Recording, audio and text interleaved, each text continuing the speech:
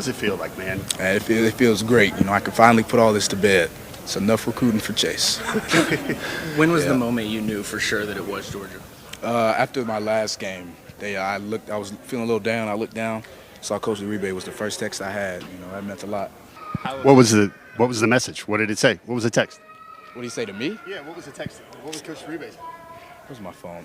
I don't remember the exact message, but he said like, keep your head up. I know like things like this happen or something. Probably sounds like a simple question at this point because you just chose Georgia, but like, what was it about Georgia that separated them from everyone else? Their message and their goal. Their message wasn't only about football. Not that everybody else was. Rutgers wasn't about that. It's just how strong they were on developing you as a man really stood out.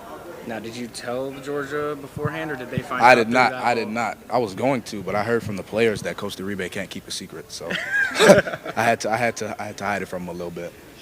Chase, I think it's pretty cool. The school that elevated your recruiting is the one you eventually go to. Your mom, and you told me about, hey, that time where you didn't really want to go to Georgia and work out because you had a Rutgers official later that day, and then all of a sudden you're like, let me try, let me go, and I think.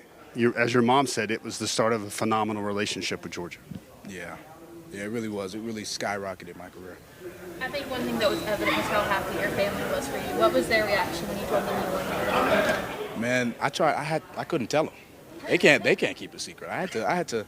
I mean, they strongly knew, but if I had firmly told them, everyone here wouldn't have heard anything when I picked. They'd be like, oh, we already knew that. Heard it from his mom yesterday.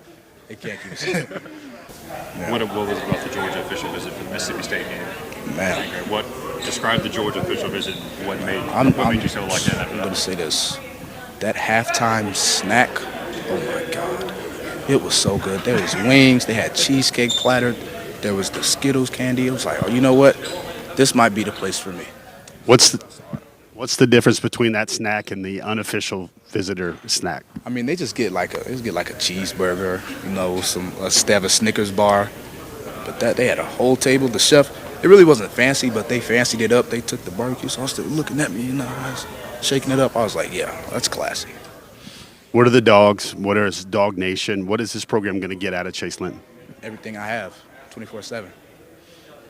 As far as the on-the-field, I know I asked you about it the other night, but how would you describe the on-field vision they have for you when you get to Athens in January and going through your first year or two in Athens? First year, they see me more of a third down player, you know, rushing the passer, getting after it. But I personally think I'm an every down player, so I'm just going to have to show them that when I get there.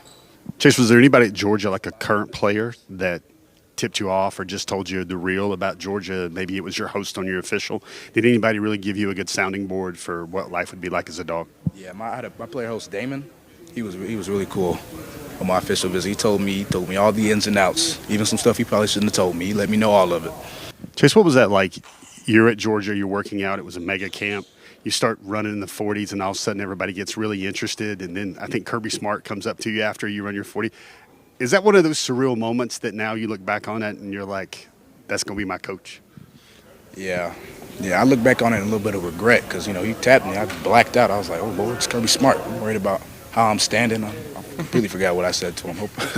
Must have been something good.